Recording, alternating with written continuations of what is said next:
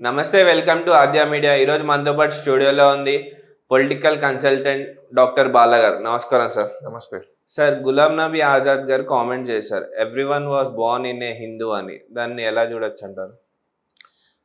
ఆయన కామెంట్ చేసింది ఎలా ఉందంటే తన బెనిఫిట్ కోసం ఏదో చేసుకున్నట్టుంది తప్ప నుంచి everyone born as a Hindu పైన ఫేట్ మీద ఏమైనా రాసి పెట్టారా? లేదు. పోనీ ముస్లిం అని రాసి పెట్టారా? క్రిస్టియన్ అని రాసి పెట్టారా? జైన్ అని రాసి పెట్టారా? బుద్ధిస్ట్ అని రాసి పెట్టారా? ఏది రాసి పెట్టలేదు.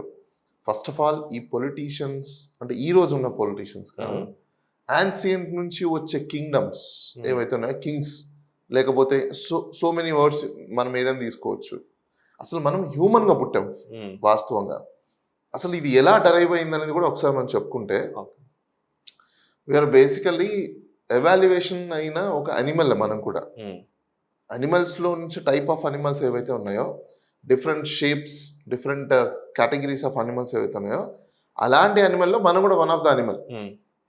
మీరు ఒకసారి గమనించండి, ఏవైనా కూడా ఈ మనం గాడ్కి సంబంధించినవన్నీ ఐడియల్స్ కానీ, పిలిగ్రిమ్ సెంటర్స్ కానీ, ఇవన్నీ ఎందుకు హిల్లర్స్ ఏరియాలో ఉన్నాయి?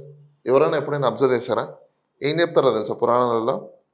అక్కడ వెలిసారంట, అక్కడే ఉన్నారట. ఒకటి వాస్తవం, అక్కడ ఉన్నారట అంటే అర్థం ఏంటంటే, బేసికల్గా మనమందరం ఈ ప్లేన్ ల్యాండ్స్లో కంటే ముందు ఫస్ట్ మన జర్నీ స్టార్ట్ అయింది, human being journey forest hillers areas నుంచి. ఆ హిల్స్ ఏరియాస్ నుంచి ప్లేసులు సరిపోక మనం కూడా కైండ్ ఆఫ్ అనిమల్ కాబట్టి ఈ ప్లేన్ ల్యాండ్లోకి మనము వలస వచ్చాం. వాస్తవంగా అన్ని చోట్ల అది ఎవ్రీవేర్. సో అట్లా మనం ఏం చేసామంటే, హ్యూమన్ ఎవాల్యుయేషన్ జరిగే క్రమంలో న్యాచురల్ రీసోర్స్ ఏదైతే ఉందో, అంటే ప్రకృతి సంపద తినడానికి, ఎగ్జాంపుల్ జింక పులిని తినలేదు, అదేమవుతుంది? వికృతి అవుతుంది, ప్రకృతి కాదు. అలానే సింహము పులి తినవు. ఎందుకు? అవి ఒకటే జాతిలో ఉన్న, ఇప్పుడు మనం చెప్పుకుంటాం చూసారా, హిందూ, ముస్లిం, క్రిస్టియన్, ఇంకోటి జైన్, పార్సీ, ఇది అట్లా ఈ క్రూర జంతువుల్లో ఉన్నవి పులి, చిరుత, సింహం ఇవన్నీ ఒకటే కేటగిరీలోవే, కాకపోతే షేడ్స్ వేరు అంతే. అలానే మనుషుల్లో కూడా మనం ఏం చేసామంటే గ్రూపింగ్స్ చేసుకుంటూ వచ్చాం, కేటగిరీ వైజ్. ఎందుకు ఈ గ్రూపింగ్స్ చేసుకుంటూ వచ్చామంటే, ఫస్ట్ ఒకప్పుడు మనకు న్యాచురల్ రీసోర్స్ చాలా ఫుల్ఫిల్గా ఉండేది మనకు. అంటే జంతువుల్లాగానే అడవిలో మనకు కూడా తిండి పుష్కలంగా ఫ్రీగా దొరికేది.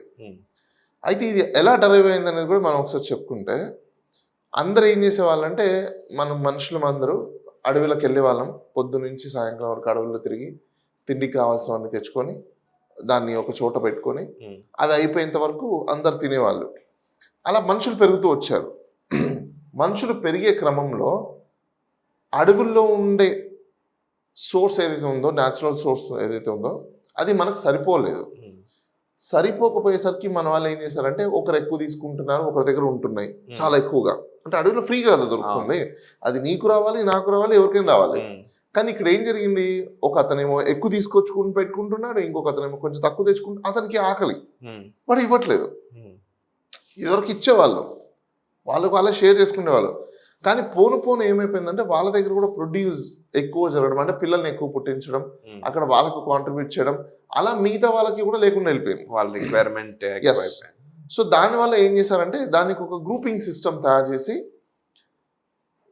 ఏ గ్రూప్ అయితే తీసుకొస్తాయో అలా గ్రూపులు ఎక్కువగా తక్కువగా తీసుకొచ్చే గ్రూపుల్ని బేస్ చేసుకుని ఈక్వల్గా దాన్ని షేర్ చేసేవాళ్ళు. ఆ షేర్ చేసే క్రమంలో ఏమైపోయిందంటే, మళ్ళీ ఇక్కడ గొడవలు స్టార్ట్ అయ్యాయి. ఎలాంటి గొడవలు అంటే, ఒక గ్రూప్ ఏమో ఎక్కువ తీసుకొస్తుంది, ఇంకో గ్రూప్ ఏమో తక్కువ తీసుకొస్తుంది, ఇంకో గ్రూప్ ఏమో ఇంకా కొంచెం తక్కువ తీసుకొస్తుంది. వీళ్ళేంటంటే, ఎక్కువ తీసుకొచ్చిన వాళ్ళ గ్రూప్ ఏదైతే ఉందో, ఆ గ్రూప్ మిగతా తక్కువ తీసుకొచ్చిన వాళ్ళకి ఎందుకు షేర్ చేయాలి అన్న రెవల్యూషన్ స్టార్ట్ అయింది. వాస్తవంగా ఇక్కడ మనం గమనించాల్సింది ఏంటి, నువ్వు తీసుకొచ్చింది ఎక్కడ, నువ్వేమి తయారు చేసావా, పైనుంచి నువ్వు పీకొచ్చావా? కాదు, ఇది న్యాచురల్ సోర్స్, అందరికీ ఉండాల్సిందే.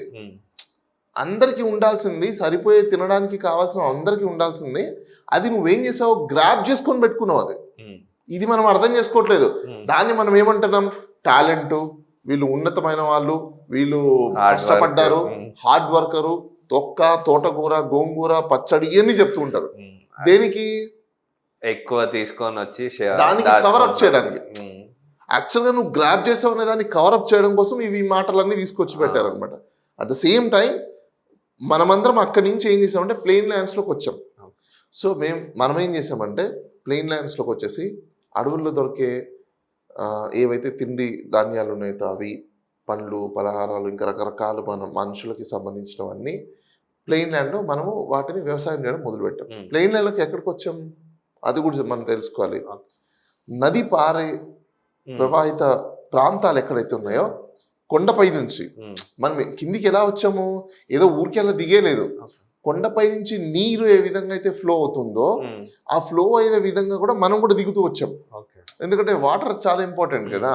ఆ వాటర్ ఫ్లోతో పాటు మనం కూడా దిగుతూ వచ్చి అక్కడ మనం పంటలు వేసుకోవడం మొదలు పెట్టాం. ఇప్పుడు ఈ భూమి ప్లెయిన్ ల్యాండ్ చాలా పెద్దది, అడవి కొండ కంటే భూమి చాలా పెద్దగా కనిపించింది. కాబట్టి అందరూ ఏం చేశారంటే అక్కడ ఆ ప్రదేశానికి మనం వచ్చాక పంటలు వేసుకోవడము అప్పుడు ఇంకా పుష్కలంగా ఎక్కువ అయిపోయింది. జనాలు తక్కువ అయిపోయారు. వాస్తవంగా ఈ జనాలు తక్కువ అయిపోవడం వల్ల ఏం జరిగిందంటే ఇక్కడ ఉన్న జీవులు ఏవైతే ఉన్నాయో ఈ జీవులు జనాలు ఇక్కడికి వచ్చేయడం వల్ల అవి కొండలకు వెళ్ళిపోయాయి రివర్స్ లో. అంటే వీళ్ళు దాడి చేయడం వాళ్ళు దాడి చేయడం వలన కొండల్లో ఉన్న జనాలందరూ ప్లెయిన్ ల్యాండ్లకు రావడం మొదలు పెట్టారు అడవుల్లో నుంచి. ఆ కొండ అడవుల్లో నుంచి వీళ్ళు ప్లెయిన్ ల్యాండ్స్కి ఎప్పుడైతే వచ్చారో ఇక్కడున్న చాలా వరకు జీవులన్నీ మీకు అడవుల్లోకి లేకపోతే ఈ హిల్లర్ స్టేషన్స్ లోకి మైగ్రేట్ అయిపోయాయి కొండ ప్రాంతాల్లోకి. ఇప్పుడు మనం ఇక్కడంతా పంట వేసుకుంటున్నామా, అంత బాగుందా? ఈ పంట వేసుకునే క్రమంలో డిస్ట్రిబ్యూషన్ జరగాలి కదా. ఏమేమి డిస్ట్రిబ్యూషన్ జరగాలి? ఫస్ట్ ల్యాండ్ పక్కన పెట్టేద్దాం, వాటర్ కూడా పక్కన పెట్టేద్దాం, గ్రెయిన్స్ అయితే ఈ పంట పండిన తర్వాత వచ్చే ఉత్పత్తుల్ని ప్రాపర్ గా డిస్ట్రిబ్యూషన్ జరగాలి. అయితే ఇది ప్రాపర్ గా డిస్ట్రిబ్యూషన్ జరగట్లా. దానికి గ్రూపింగ్ స్టార్ట్ అయిపోయింది అనమాట. ఈ ల్యాండ్ నాది, ఆ ల్యాండ్ నీది, ఈ వాటర్ ఇంతవరకు నాది, ఆ వాటర్ ఇంతవరకు నాది. ఇదంతా న్యాచురల్ సోర్స్. ఇది నువ్వెవరు డిసైడ్ చేయడానికి, నేనెవరు డిసైడ్ చేయడానికి, వాడెవరు డిసైడ్ చేయడానికి? ఇది గాడ్ ఇచ్చిన న్యాచురల్ సోర్స్. అందరం బతుకుతున్నాం, అందరం పుట్టాం, తినడానికి మ్యాండేటరీ. అందుకే రాజ్యాంగంలో మనకేం రాస్తారు, కొన్ని ఫండమెంటల్ రైట్స్ మనకి ఇచ్చారు మ్యాండేటరీ. అలానే రాజ్యానికి అంటే ఒక గవర్నమెంట్కి కూడా వాళ్ళ యొక్క రెస్పాన్సిబిలిటీస్ అంటే మ్యాండేటరీ ఫండమెంటల్స్ డిశ్చార్జెస్ వాళ్ళకి ఇచ్చారు పార్ట్ 4లో. ఎందుకు ఇచ్చారు? ఇవన్నీ మనకు న్యాచురల్గా దొరికేవి, ప్రకృతి ద్వారా మనకు ఫ్రీగా మనకు రావాల్సినవి. కానీ ఈరోజు మనం దేని మీద దందా చేస్తున్నాం, దేని మీద గవర్నెన్స్ చేస్తున్నాం, దేని మీద పాలిటిక్స్ చేస్తున్నాం? ఆ ఫ్రీగా వచ్చే న్యాచురల్స్ మీదే. సో అలా ప్రజల్ని గ్రూపింగ్ చేస్తూ వచ్చారు. సో ఎగ్జాంపుల్, ఇప్పుడు నేను ఒక పెద్ద ల్యాండ్ తీసుకున్నాను, నేను ఎక్కువ పంట పండిస్తున్నాను, జనాలందరూ నా దగ్గర ఎక్కువ పోగు చేసుకున్నాను. ఆ తెగకు ఒక పేరు పెట్టుకున్నాం, దానికి ఒక హిందూ, నెక్స్ట్ ఇంకో గ్రూప్ కి దానికి ముస్లిం, ఇంకొక గ్రూప్ కి దానికి క్రిస్టియన్, ఇంకో గ్రూప్ కి జైన్, ఇంకో గ్రూప్ కి సిక్, ఇంకో గ్రూప్ కి బుద్ధిస్ట్ అని, ఇంకో గ్రూప్ కి, ఇలా రకరకాల పేర్లు మనం పెట్టుకున్నాం. మళ్ళీ క్యాస్ట్లు, ఈ గ్రూప్ లో ఉంటాయి ఈ క్యాస్ట్, ఆ గ్రూప్ లో ఉంటాయి ఆ క్యాస్ట్, ఇంకో గ్రూప్ లో ఉంటాయి ఇంకో క్యాస్ట్, ఇలా రకరకాలుగా పెట్టుకున్నాం. ఇవన్నీ ఏంటంటే మనిషి ఒకడే, సాంప్రదాయాలకు పద్ధతిలో ఒకరు ఒక సాంప్రదాయాన్ని ఫాలో అవుతున్నారు, ఇంకొకరు ఇంకో సాంప్రదాయాన్ని ఫాలో అవుతున్నారు, ఇంకొకరు ఇంకో సాంప్రదాయాన్ని ఫాలో అవుతున్నారు. It's very simple. ఈ గులాం నబీ ఆజాద్ చెప్పడం ఏంది, అందరు హిందువులు అన్నప్పుడు హిందువులు, ముస్లింలు, క్రిస్టియన్లు వీళ్ళు ఎక్కడి నుంచి వచ్చారు బై? భూమి మీద పుట్టాకే తయారయ్యారు. What is non sense? నువ్వు ఓకే. అయితే ఇక్కడ ఇంకోటి కూడా మనం గమనించాలి. మనము ఎందుకు ఒక ఐడియల్ని రాయితోనో లేకపోతే చెట్టుతోనో లేకపోతే నీళ్ళతోనో ఎక్కువ ఇది చేస్తాము అంటే షేప్స్ని? రీజన్ ఏంటంటే మనం హిల్లర్ స్టేషన్లో ఉన్నప్పుడే మనకు కనిపించే ప్రకృతే మనకు దేవుడు. There is no designed figure. ఎందుకు అనేది మనం ఒకసారి రీజన్ చెప్పుకున్నాం. ఫస్ట్, మనకు చెట్టును ఎందుకు ముక్కుతామంటే తినడానికి తిండిని ఇస్తుంది, షెల్టర్, నీడనిస్తుంది. నీడ నెక్స్ట్, ఫస్ట్ మనం తినడానికి తిండి ఇస్తుంది. మళ్ళీ నీరుని ఎందుకు మనం ముక్కుతామంటే బికాస్ దాహాన్ని మనకు తీరుస్తుంది కాబట్టి, జలం. రాయిని ఎందుకు ముక్కుతామంటే బేసికల్ గా ఈ రాయి మనకు నీడనిస్తుంది, మనం ఉండడానికి, చేయడానికి, ఒక వెపన్ తయారు చేయడానికి. ఇది మనకు ప్రకృతిలో దినచర్యలో ఈ మూడు మనకు బాగా వర్కౌట్ అయ్యాయి. ఇంకొకటి, సూర్య భగవాను ఎందుకు అందరు జనరల్ గా మనం కొలుస్తామంటే రాత్రి వెళ్ళిపోయి, అది ఏ జీవైనా కామన్ గా చేస్తుంది, మనుషులమే కాదు. మనం అనుకుంటున్నాం అబ్బో ఏదో మనం మనుషులమే దేవుడికి దండం పెట్టుకుంటున్నాం, సూర్యుడు రాగానే దండం పెట్టుకుంటున్నాం. Non sense. పక్షులు కూడా చేస్తాయి, జంతువులు కూడా చేస్తాయి, అన్నీ చేస్తాయి. మీకు బెస్ట్ ఎగ్జాంపుల్ చెప్పండి నేను. రాత్రి అవగానే ఎందుకు పక్షులన్నీ గూట్లో ఉండి సైలెంట్ పడుకుంటాయి? మీరు నేర్పించారు ఏమన్నా? లేదు. మరి వాడికి తెలియదా? అంటే ప్రకృతిలో ఇది ఆల్రెడీ డిఫైన్డ్. మనిషే కాదు, జంతువులు కూడా సూర్యుడిని పొద్దున్నే అవి ప్రేయర్ చేసుకుంటాయి. అది దాని లాంగ్వేజ్ నీకు తెలియదు వాస్తవంగా. ఆ లాంగ్వేజ్ తెలియకపోవడం వల్ల అవి ఏం మాట్లాడుకుంటారో నీకు అర్థం కాదు.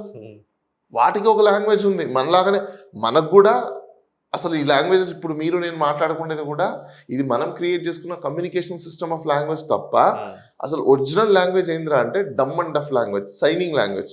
అది బర్డ్స్ లో కూడా డిఫరెంట్ టైప్స్ ఉంటాయి, అనిమల్స్ లో డిఫరెంట్ టైప్స్ ఉంటాయి. మనము బర్డ్స్, మనము అనిమల్స్ కూడా ఒకప్పుడు మాట్లాడుకునే వాళ్ళం. కానీ ఈ రోజు ఎందుకు మాట్లాడుకోలేకపోతున్నాం? ఇప్పుడు కూడా మాట్లాడుకుంటున్నారు. ఎక్కడో తెలుసా? పెట్ డాగ్స్ తో, పెట్ అనిమల్స్ తో, పెట్ ప్యారెట్స్ తో మాట్లాడుకోవట్లేదా? మాట్లాడుకుంటున్నాం.